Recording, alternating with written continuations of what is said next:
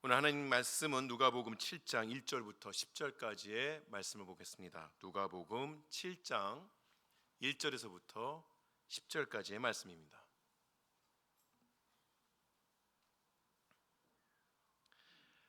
제가 봉독하겠습니다. 예수께서 모든 말씀을 백성에게 들려주시기를 마치신 후에 가버나움으로 들어가시니라.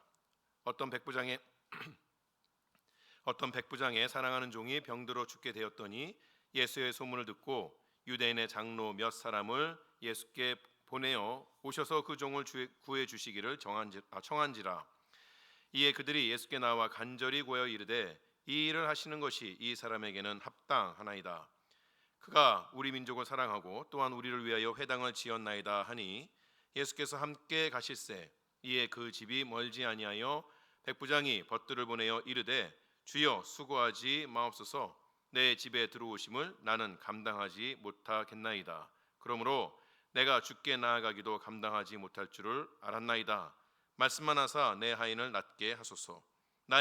나도 남의 수하에 든 사람이요 내 아래에도 병사가 있으니 이더러 가라 하면 가고 저더러 오라 하면 오고 내 종도로 이것을 하라 하면 하나이다. 예수께서 들으시고 그를 놀랍게 여겨 돌이키사 따르는 무리에게 이르시되 내가 너희에게 이르노니 이스라엘 중에서도 이만한 믿음은 만나보지 못하였노라 하시더라.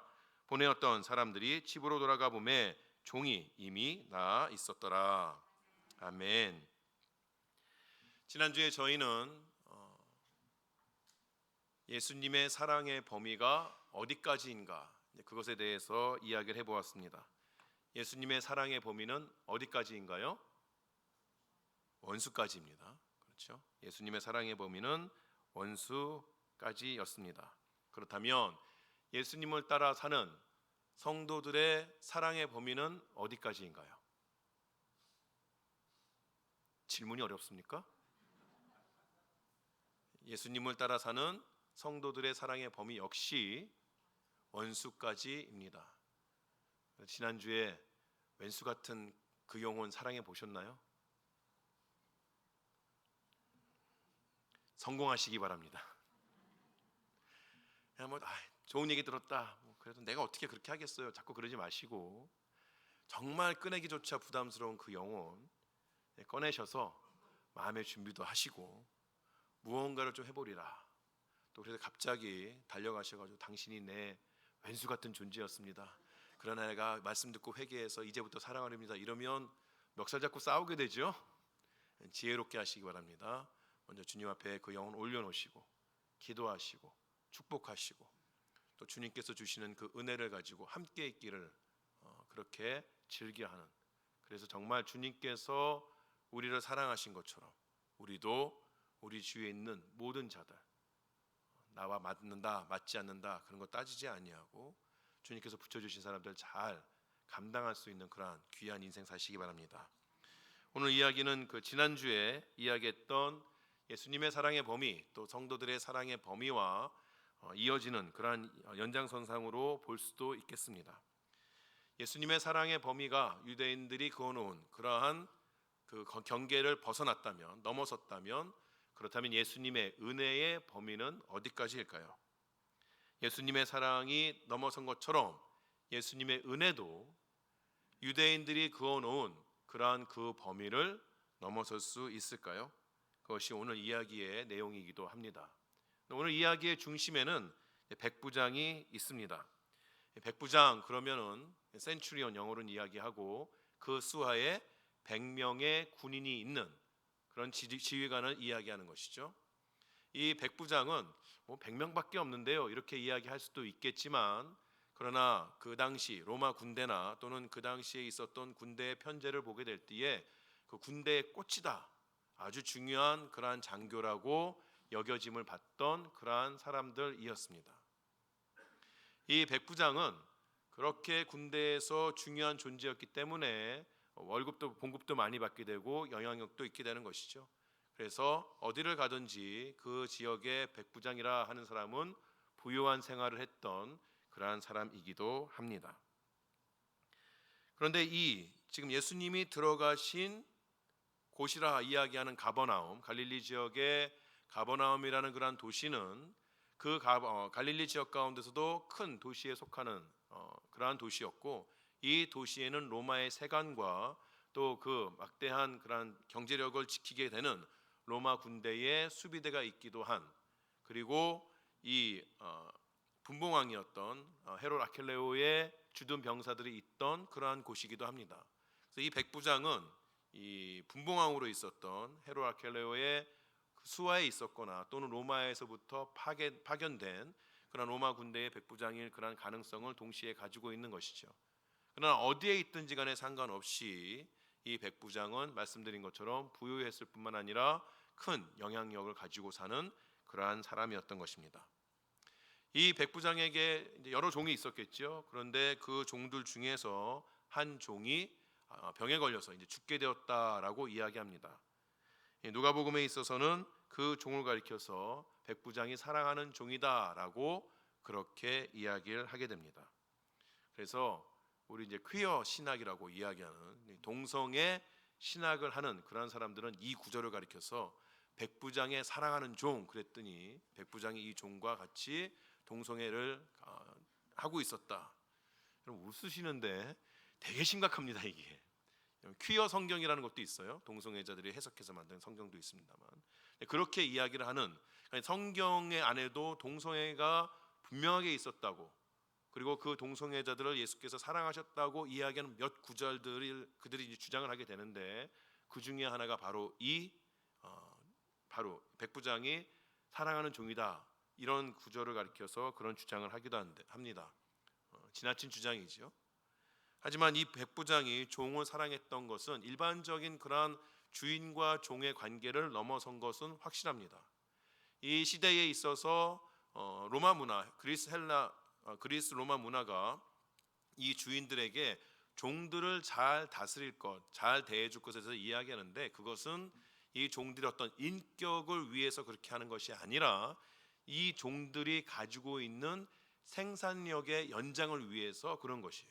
마치 우리가 어떤 그 기구를 가지게 될 때, 기계를 가지게 될 때에 그 기구를 잘 닦고 관리를 해서 오래 쓸 수 있는 그러한 것들을 추구하죠. 그런 것처럼 종들에 대해서도 그렇게 하라고 그렇게 권장합니다만, 그럼에도 불구하고 이 당시에 있었던 주인들은 종을 인격적으로 대하는 것이 아니라 그저 자신이 가지고 있는 하나의 생산 도구, 그리고 자신이 가지고 쓸 수 있는 그러한 도구로서 사용했던 것이죠. 그러나 이 백부장은 이 종뿐만 아니라 다른 종들도 그랬을 것이다 또 그렇게 생각이 되지만, 이 종에 대해서 그 이상의 관계를 가져왔습니다. 오늘 본문을 보게 되면 2절에서 누가가 종을 이야기할 때에 그때 썼던 헬라어 단어는 도우이오스라는 지극히 평범한 종, 그러면 이제 헬라어로 도우이오스 이렇게 되는 것입니다. 그런 평범한 단어를 썼습니다.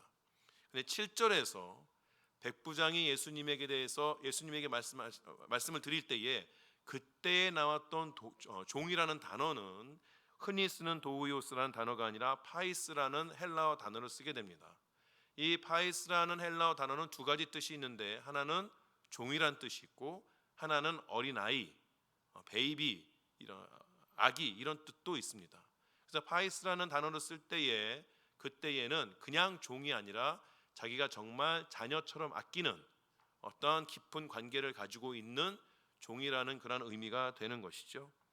그러한 단어에서 볼 수 있는 것처럼 이 백부장은 종을 매우 아끼고 사랑했던 그러한 관계였다라고 이야기할 수 있습니다. 그렇게 사랑하는 종이 병에 걸려서 죽게 되었을 때에 여러 가지 그런 방법들을 사용해 봤겠죠. 그러다가 이 백부장은 그가 소문으로만 들어왔던 그 예수님에 대해서 생각을 하게 됩니다. 많은 사람들을 고치고 다니시는 그 예수라는 분이 지금 내 집에 와서 이 종을 만져주시기만 하면 그러면은 이 종이 고침을 받을 수 있겠다는 그러한 생각을 하게끔 되는 것이죠. 그런데 문제가 하나 있습니다. 바로 이 백부장이 이방인이었다는 것이에요. 이방인은 아무리 영향력이 있고 부유하다 그래도 유대인들에게 있어서는 천하다, 부정하다 이렇게 여김을 받는 존재였던 것이고, 그리고 이 백부장은 자기가 유대의 랍비들에게 어떠한 모습으로 비춰지는지를 알고 있었습니다. 그냥 랍비도 아니고 예수다 그런 많은 사람들이 그 사람은 선지자야, 그 사람은 아주 힘이 있는 지혜로운 랍비야, 이렇게 백부장에게 이야기해 줬을 텐데, 흔히 잘 나가는 그러한 랍비가 있을 때에 이방인인 자기가 부탁한다고 해서 자기의 말을 들어줄까 자신이 없었던 것이죠. 실제로 그렇게 되는 일도 별로 없었던 것입니다. 그래서 이 백부장은 자기와 친분이 있었던 그 가버나움의 유대 장로들을 예수님 앞에 보내는 것이에요. 자기가 부탁하면 들어주지 않을지 몰라도 그러나 힘 있고 영향력이 있는 유대의 장로들이 자신을 대신해서 요청을 하게 되면 예수님께서 오실 것이라고 그렇게 생각한 것이죠. 그렇게 백부장으로 인하여서 보냄을 받은 유대의 장로들은 예수님을 만나서 예수님의 관심이 백부장에게 있을 수 있도록 잘 이야기를 해주게 됩니다. 유대의 장로들에 따르면 이 백부장은 합당한 사람이라고 그렇게 이야기합니다. 왜 이 이방인인 백부장이 예수님의 은혜를 입기에, 하나님의 은혜를 입기에 합당하냐라고 이야기할 때에 유대의 장로들은 두 가지를 이야기하는데, 첫 번째는 이 사람은 유대 민족을 사랑하는 사람이다 라고 이야기하고, 또 자신들을 위하여서 회당을 지어준 그러한 사람들이라고 그렇게 이야기를 하는 것입니다. 로마 군대는 장교들에게 있어서 주둔지에 나가 있는 어떤 그런 식민지나 속국에 나가 있는 장교들에게 그 지역에 가게 되면 지역에 대한, 지역 사회에 대한 봉사와 사업을 잘 할 것을 요구를 합니다. 그래서 로마 군대의 호의를 얻기도 하고, 또 그 지역에 있는 주둔 병사들이 자신의 그 로마를 위해서 일할 때에 어떠한 걸림돌도 없도록 그런 일들 잘 하라고 이야기하죠. 그래서 이러한 이 백부장뿐만 아니라 다른 로마의 장교들이 주둔지에서, 속국에서 그 지역의 사람들이 원하는 그런 사업들을 해주었던 그런 여러 사례들이 있습니다만, 유대 장로들의 이야기를 볼 때에 이 백부장은 그렇게 단순히 사람들의 환심을 얻기 위하여서 회당을 지은 것은 아니라는 것을 알 수 있는 것이죠. 그의 마음엔 진정 유대 민족을 사랑했던, 또 회당에서 함께 예배드리는 것을 사랑했던 그러한 사람이라는 것을 알 수 있습니다. 그런 사람들을 가리켜서 성경에서는 특별히 하나님을 경외하는 자라고 그렇게 이야기합니다. 신약 성경에서 하나님을 경외하는 자라고 일컬음을 받는 사람은 이방인이었지만 유대교에 관심이 있는, 호의가 있는, 그래서 유대인들이 지켜왔던 생활 풍습을 따르기도 하고, 또 그들의 율법을 지키기도 하고, 회당에 나아가서 안식일에 유대인들과 함께 예배도 드렸던 그러한 사람들을 하나님의 경외하는 사람, 이렇게 이야기하죠. 그러나 그들은 거기까지만 있는 것입니다. 유대교에 귀의하거나 또는 할례를 받음으로 인하여서 유대인이 되는 것만큼은 원하지 않았던 그런 부류의 사람들을 가리켜서 하나님을 경외하는 사람들이다, 신약 성경에서는 그렇게 나오는 것이죠. 특별히 이 사람들은 이제 베드로와 사도 바울로 통하여서 이방의 선교가 열려지게 되었을 때에, 그래서 사도 바울이 전도 여행을 다니면서 이방의 땅에서 도시들을 방문하면서 교회를 세우게 될 때에 그 교회의 주축 세력들이 되는 그러한 사람들이기도 합니다. 오늘 여기 지금 누가복음 7장 첫 부분에서 소개되는 백부장은 그렇게 하나님을 경외하는 마음으로 하나님의 말씀에 대해서 심취했던, 하나님을 경외하는 그러한 사람이라고 볼 수가 있는 것이죠. 유대 장로들이 그렇게 이 백부장에 대해서 예수님 앞에 소개하면서 예수님에게 요구했던 것은 매우 단순합니다. 지금 백부장이 오랫동안에 유대 사람들을 위하여서 많은 일을 했으며, 또 유대 교회에서도 관심이 많고 우리와 함께 되기를 원하는 그러한 사람이니만큼, 그가 베푼 호의가 많으니만큼 이제 예수님께서 그들과 함께 백부장의 집으로 가서 그의 종을 고쳐줌으로 말미암아 자신들이 가지고 있는 마음의 빚, 호의를 갚아나가는 의무, 이런 것들을 해달라고 지금 요청하고 있는 것이죠. 지금 장로들이 예수님 앞에서 강조하는 것은 이 백부장이 그동안 해왔던 착한 행실입니다. 그 사람은 그럴 만한 사람이다, 합당한 사람이다, 그렇게 이야기하는 것이에요. 이런 장로들의 이야기를 들은 예수님은 그들과 함께 백부장의 집으로 향하십니다. 그렇게 보면 예수님께서도 지금 장로들이 말하는 그 원리들, 그 마음을 받아들이시는 것처럼 보여지는 것이죠. 하지만 정말 예수님께서 그들의 말에 따라서, 그들의 설득에 따라서 그렇게 움직이는 것일까요? 지금 예수님께서 장로들과 함께 백부장의 집으로 가기를 결정한 것은 그동안 이 백부장이 유대인들에게 또 하나님에게 착한 행실을 했기 때문에, 그들과 가까이 살고 있기 때문에 그렇게 예수님께서 백부장의 집으로 가기로 결정하신 것일까요? 그렇게 생각하면 우리가 이전에 보았던 누가복음 4장부터 6장까지 예수님이 하신 일들, 예수님께서 주신 그런 가르침과는 뭔가 모르게 미묘하게 맞지 않는다, 이런 생각들이 들게 됩니다. 4장부터 6장까지 예수님께서 만나신 사람들은 어떠한 사람들이었나요? 착한 행실, 유대 장로들에게 칭찬을 받을 만한 사람, 이런 사람들과는 좀 거리가 있었던 그러한 사람들이었던 것이죠. 지금 예수님께서 장로들과 함께 백부장의 집으로 향하는 것은 백부장이 했던 선한 행실과 관계가 있는 것은 아니었습니다. 예수님은 사회가 일반적으로 가지고 있는 그러한 통념, 그어놓은 범위들, 이러한 것들을 넘어서는 사랑과 은혜를 강조하고 계세요. 예수님은 자신의 사랑의 범위가 유대인들이 그어놓은 경계를 넘어서 원수까지 갔다고 그렇게 말씀하신 것처럼, 자신의 은혜의 범위 또한 유대인들이 그어놓은 범위를 넘어서서 이제는 할례를 받지 않은 이방인들에게도 이르러야 된다, 미쳐야 된다라는 것을 보여주기 위해서 백부장의 집으로 가기를 결정하신 것입니다. 이 말은 예수님께서 태어나시고 나서 얼마 안 있다가 정결례식을 위하여서 부모가 이 아기 예수님을 데리고 성전으로 올라가셨죠. 그때에 시므온이라는 사람을 만났는데 이 시므온이 예수님을 안고 예언을 하게 됩니다. 그런데 지금 예수님께서 이 백부장의 집으로 가시는 것은 그 시므온이 했던 예언을 성취하기 위함이라는 것을 우리는 볼 수가 있어요.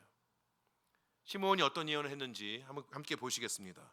누가복음 2장 30절에서부터 32절까지 보면, 내 눈이 주의 구원을 보았사오니 이는 만민 앞에 예비하신 것이요 이방을 비추는 빛이요 주의 백성 이스라엘의 영광이니이다 하니, 시므온의 예언 가운데 지금 오신, 이 땅 가운데 태어나신 메시아는 이스라엘 유대인들만을 위한 그러한 메시아가 아니라 만민 앞에 서게 되는, 이방의 빛을 비추게 되는 그러한 온 세상을 위한 메시아라고 예언되었던 것이고, 지금 이방인인 백부장에게 가시는 그 예수님의 모습은 이 예언이 틀리지 않았다는 것을 분명하게 보여주게 되는 것이죠. 예수님은 이제 자신의 구원 사역이 유대인의 범위를 넘어서 만방의 백성들이 다 포함될 것이라는 것을 분명하게 보여주기 원하셨던 것이죠. 다시 말씀드리지만 유대의 장로들은 백부장의 행실을 예수님 앞에서 강조했습니다. 하지만 세상에 누가 자신의 행실을 가지고 하나님 앞에 서서 그의 은혜를 받을 수가 있겠습니까? 로마서의 말씀입니다. 로마서 3장 9절부터 12절에 이렇게 이야기합니다. 그러면 어떠하냐? 우리는 나으냐? 결코 아니라. 유대인이나 헬라인이나 다 죄 아래 있다고 우리가 이미 선언하였느니라. 기록된 바 의인은 하나도 없으며 깨닫는 자도 없고 하나님을 찾는 자도 없고 다 치우쳐 함께 모익하게 되고 성은을 행하는 자는 없나니 하나도 없도다. 성경이 우리에게 주시는 말씀입니다.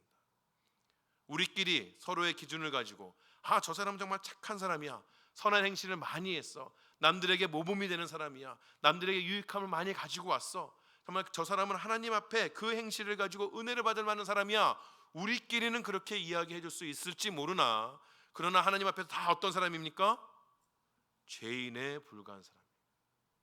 하나님 앞에서 그 누구도 자신이 가진 것을 가지고 하나님, 나는 은혜 받기에 합당한 사람입니다 라고 그렇게 말할 수 없다는 것이죠. 여러분 중에 어떤 분, 목사님 저는 그래도 인생을 열심히 살아왔습니다. 하나님 보시기에 부끄러움 없이 살아왔습니다. 저는 그래도 남들에 비교할 때 괜찮은 사람입니다. 주님께서 나의 사는 모습을 가지고도 충분히 나에게 풍성함을 주실 수 있습니다 라고 생각하신다면 여러분은 하나님을, 예수님을, 그리고 여러분 자신을 아직도 잘 모르고 계신 것입니다. 여러분이 교회 생활 10년 하셨습니까? 20년 하셨습니까? 30년 하셨습니까? 모태부터 시작해서 계속해서 한 번도 빠지지 아니하고 늘 교회에 출석하셨습니까? 여러분의 직분이 장로입니까? 권사입니까? 집사입니까? 다 상관없는 것이죠. 오늘 말씀을 듣고 깨달음이 있어도 내일 주님 앞에서 또다시 죄를 저지르고 마는 그러한 자가 바로 우리라는 것이에요. 우리는 우리의 행실로 주님 앞에서 은혜를 얻는 것이 아니라 주님의 약속을 통하여서, 주님의 선하신 은혜를 통하여서, 사랑을 통하여서 매 순간순간마다 은혜를 잊고 사는 사람인 것이에요. 그래서 제가 말씀드리죠, 여러분이 주님 앞에 무언가 열심히 하고 잘하려는 그런 노력들 분명히 필요한데, 그것은 내가 잘해서 하나님의 사랑을 얻고 하나님의 은혜를 얻기 위한 기브 앤 테이크의 그러한 신앙이 아니라 어떤 신앙이다? 이미 주의 사랑이 나에게 임했기 때문에, 이미 주님께서 나에게 은혜를 베푸셨기 때문에 그 사랑과 은혜에 감사하는 마음으로 가는 것이에요. 이러한 사랑이 아니고서는 여러분의 신앙은 매일마다 흔들 수밖에 없는 것이죠. 왜? 하나님, 내가 지난 한 주 동안 열심히 주님 앞에 이것만큼 드렸는데 왜 아직도 나에게는 이런 어려움이 있습니까? 무슨 말입니까? 하나님, 내가 주님 앞에 드린 것처럼 주님 나에게 무언가 주셔야 되지 않겠습니까? 그런 마음으로 우리는 신앙생활을 할 수 없다는 것이에요. 우리가 주님 앞에 드린 것을 내밀 때에 정말 주님께서 기브 앤 테이크로 그렇게 우리에게 은혜와 사랑을 주신다면, 우리가 주님 앞에 드린 것들을 내놓을 때 주님 우리에게 뭘 내놓으시겠어요? 우리가 하지 못한 건 훨씬 더 많이 내놓으시겠죠. 플러스 마이너스 해보면 누가 더 이익입니까? 우리는 손해예요. 늘. 그러한 신앙 가지고는 주님 앞에 바로 설 수 없습니다. 주님 앞에서 기쁨과 평안을 누릴 수 없습니다. 항상 우리 마음에 가져야 하는 것은 이미 우리에게 주시는 사랑과 은혜가 충만하다, 풍성하다라고 이야기할 수 있어야 하는 것이죠.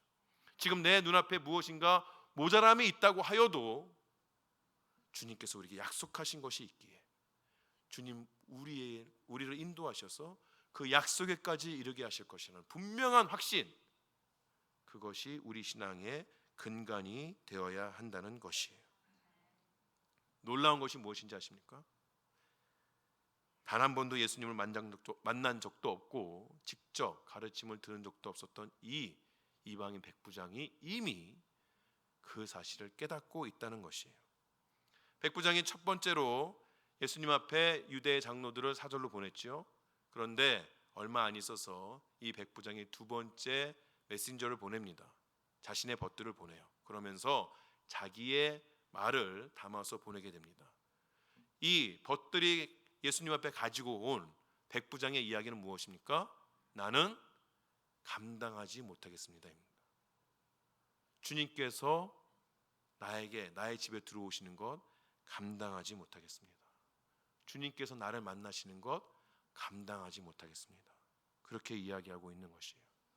이 당시에 어느 종교나 병의 고침을 위해서는 직접 만나서 만짐을 받아야 병이 고쳐진다고 이야기했어요. 이것은 유대교뿐만이 아니라 주위에 있던 모든 이방 종교가 함께 가지고 있는 것이죠.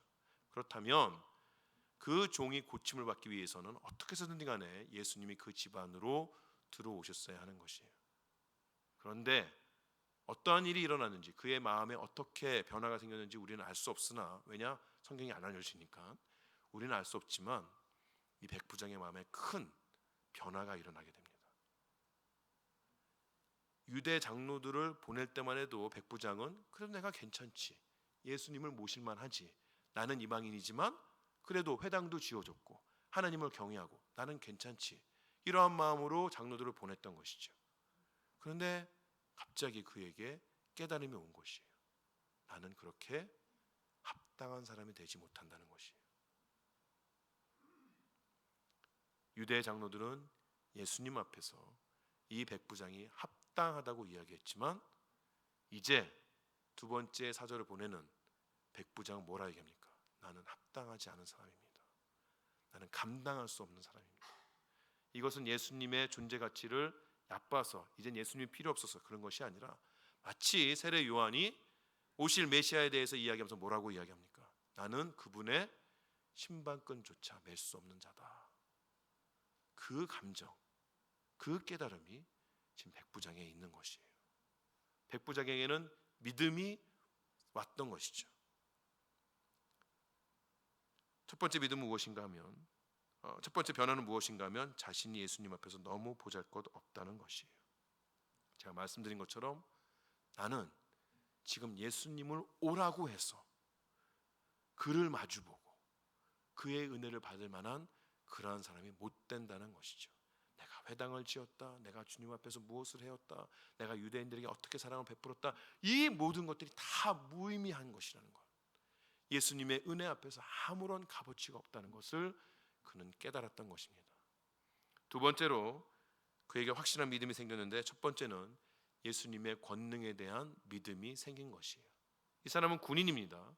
그래서 명령 체계가 어떠한 것인지, 권위가 어떠한 것인지를 분명하게 알았던 사람입니다. 이 백부장은 분명하게 예수님이 하나님께서 보내신 그러한 사람이라는 것을 알았습니다. 백부장은 지금 자기의 그 주둔지에 있으면서 자신의 말과 명령에 권위가 있는 것이 어디로부터 온 것인가를 알았어요. 그것은 자신의 어떤 인격이나 능력을 넘어서서 그를 보낸 그러한 사람에 의하여서 자신의 권위가 있다는 것을 알았죠. 로마가 보냈다면 그 뒤에는 로마 정부가 있는 것이에요. 또 헤롯 왕이 있다면 그 뒤에는 헤롯 왕의 권위가 있는 것이에요. 그것이 있기 때문에 지금 많은 사람들이 백부장을 우러러보고 그에게 영향력을 주시는 것이죠. 사람으로부터 보냄을 받은 백부장 자신이 그렇다면 하나님으로부터 보냄을 받은 예수님의 권위는 얼마나 클까? 그는 깨달았던 것이에요. 예수님, 여기까지 오시지 않아도 됩니다. 멀리서 자신의 상관이 자신에게 명령을 주었을 때에 그 상관의 얼굴을 보지 못한다 하여도 그 명령이 힘이 있어서 나에게 영향력을 끼치는 것처럼 예수님 나에게 오지 않으셔도, 주님 거기에서 말씀만 하셔도 주님의 권위는, 주님의 권세는 지금 내가 있는 이곳 나의 집까지 다 미쳐서 주님 원하시는 일이 이루어질 수 있습니다. 그렇게 이야기하는 것이죠. 그것이 바로 첫 번째 예수님의 권능에 대한 믿음이었습니다. 두 번째는 예수님의 사랑에 대한 믿음이 분명하게 이 사람에게 있었다는 것이에요. 백부장이 사람들로부터는 예수님은 어떤 사람입니까? 낮고 천한 자를 내치지 않고 감싸 안아주시는 하나님인 것이에요. 누구도 돌아보지 않은 작은 자들, 사회에서 배척되었던 자들, 그들을 돌아보시며 그들의 필요를 채워주시는 사랑과 긍휼이 가득한 분이라는 것을 그는 믿었던 것이죠. 다시 한번 말씀드리지만 그는 하나님 앞에서 아무것도 아니라는 사실을 알았습니다. 지금 예수님 앞에 청하는 것은 자기가 무엇을 했다가 아니라, 그것을 근거해서 예수님 앞에 요청하는 것이 아니라, 아무것도 없는 자이지만 그러한 자마저도 사랑하시고 은혜를 베푸시는 예수님의 지극하신 사랑에 기반해서 예수님 나의 청을 들어주시옵소서, 그렇게 이야기하고 있는 것이에요. 지금 자신의 벗들을 통하여서 예수님 앞에 전달된 이 백부장의 믿음은 겸손과 확신이 결합되어진 믿음인 것이죠. 이렇게 예수님 앞에 믿음을 전하였을 때, 자신이 가지고 있는 확신을 전하였을 때 예수님의 반응은 어땠나요? 예수님의 반응은 놀라움이었습니다. 이 놀랍다라는 단어는 사복음서에서 매우 많이 사용이 됩니다. 대부분 어디에 사용되죠? 사람들이 예수님의 가르침을 들었을 때에, 사람들이 예수님께서 하신 일을 보았을 때에 사람들이 놀라워했다, 그때에 이 단어가 사용됐습니다. 그런데 누가복음에서 딱 한 번 예수님의 입에서 이 단어가 사용되는데 바로 이 백부장의 믿음을 말씀하실 때에 딱 한 번 예수님께서 놀랍다라고 말씀하십니다. 놀라운 믿음을 가지는 여러분 되시기 바랍니다. 근데 놀라운 믿음이 뭘까요? 제가 여태까지 이야기했던 것도 다시 한번 정리를 한번 해보겠습니다. 놀라운 믿음이 무엇이냐? 놀라운 믿음은 자신이 하나님 앞에서 합당하지 않다는 겸손을 가진 믿음입니다. 그러나 예수님께서는 그 아무것도 아닌 자를 사랑하시고 그를 위하여서 자신이 가진 모든 것들을 다 내어주시는, 사용하시는 그러한 분이라는 것을 믿는 믿음입니다.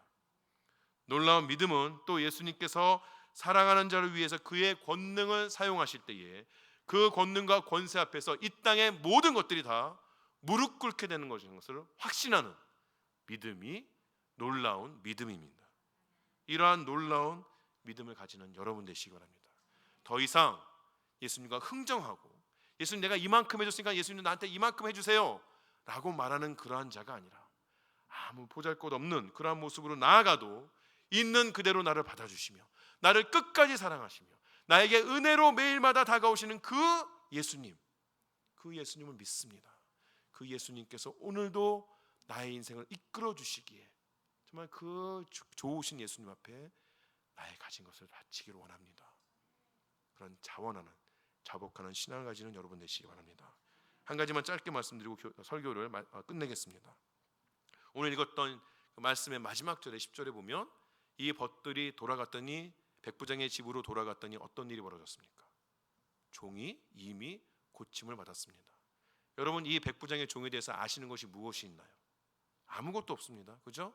이 종이 믿음을 가졌는지 가지지 않았는지, 이 종이 얼마만큼 백부장에게 잘했는지 못했는지 우리는 아무것도 알지 못합니다. 우리가 아는 것은 그가 백부장의 종이었으며 고침을 받았다는 것이에요. 이 종은 누구의 믿음으로 고침을 받았을까요? 백부장의 믿음으로 고침을 받은 것입니다. 우리가 이야기하는 구원까지 가는지 그건까지 알 수 없으나 적어도 이 종은 죽을 병으로부터 고침을 받았는데 백부장의 믿음 때문에 그렇습니다.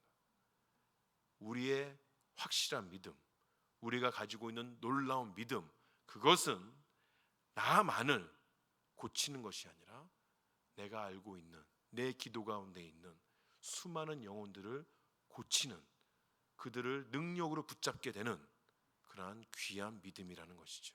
여러분 이 땅에 살 때 그 믿음을 사용하시는 여러분 되시기 바랍니다. 그 믿음으로 수많은 영혼들을 일으키시는 여러분 되시기 바랍니다. 그 놀라운 믿음으로 한 주간 주님께서 예비하신 큰 복을 누리시는 여러분 되시기 바랍니다. 기도하시겠습니다.